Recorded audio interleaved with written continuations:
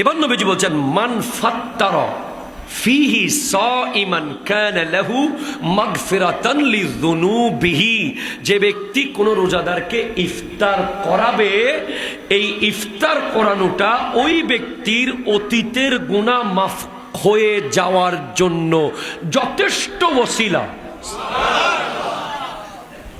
আপনি একটা মানুষকে ইফতার করাবেন, ইসলাম বলছে আপনার গুনাহগুলো মাফ করে দেবে আল্লাহ। এটা জোরে বলেন সুবহানাল্লাহ। দুই, ওয়াইতকা রাকাবাতিহি মিনান নার। আল্লাহু আকবার।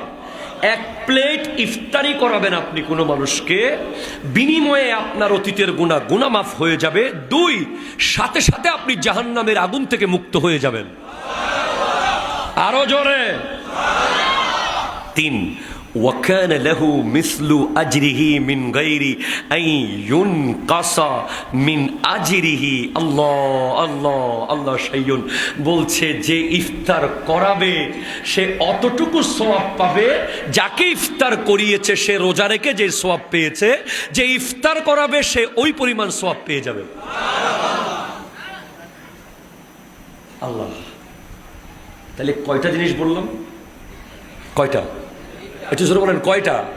কোনো ব্যক্তিকে যদি আপনি ইফতারি করান, প্রথম ফার্স্ট পুরস্কার হচ্ছে আপনার অতীতের গুনাহ মাফ হয়ে যাবে।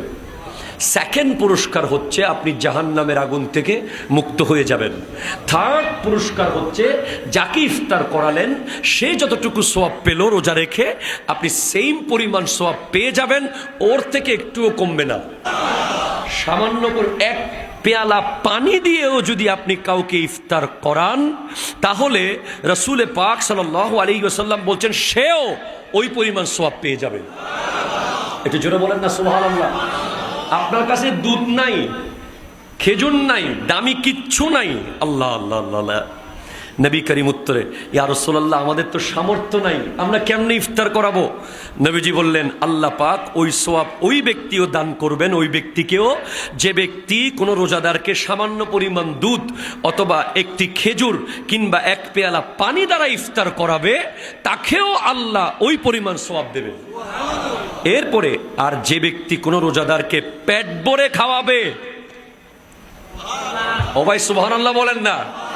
আপনি যদি এক পেয়ালা পানি খাওয়ান, তাহলে আপনি গুনাহ মাফ পাবেন, দুজকের আগুন থেকে মুক্তি পাবেন, এবং সে যতটুকু সওয়াব পেয়েছে অতটুকু পাবেন। আর কেউ যদি কোনো রোজাদারকে পেট ভরে ইফতারি করায়, তাহলে রাসূল পাক সাল্লাল্লাহু আলাইহি ওয়াসাল্লাম তাকে কাল হাসরের মাঠে পেট ভরে হাউজে কাউসারের পানি পান করিয়ে দেবে। রাসূল সাল্লাল্লাহু আলাইহি ওয়াসাল্লাম ইরশাদ করছেন, লিসায়েমে ফারহাতান, রোজাদারের দুইটা খুশি। দুইটা খুশি, খেয়াল করেন।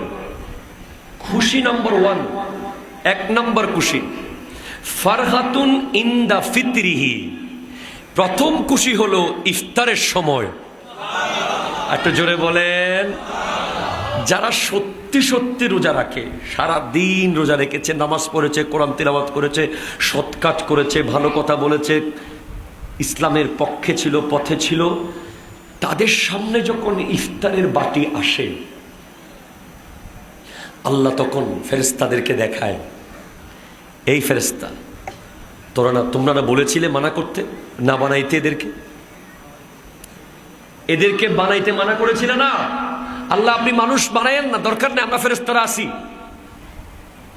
দেখো তার সামনে ইফতারের বাটি, ক্ষমতা তার, খাবারের মালিক সে, চাইলেই সে খেতে পারে, কিন্তু সে বারবার আজানের অপেক্ষা করছে, আমি আল্লাহর ভয়ে, আমি আল্লাহর মোহাব্বতে। জোরে বলেন সুবহানাল্লাহ। ইফতারের মতো খুশি আমার মনে হয় জান্নাতে ছাড়া আর কোথাও নেই। ইফতারের মুহূর্তের মতো খুশি বা এর চেয়ে বেশি খুশি পৃথিবীতে আর কি আছে আমি জানি না।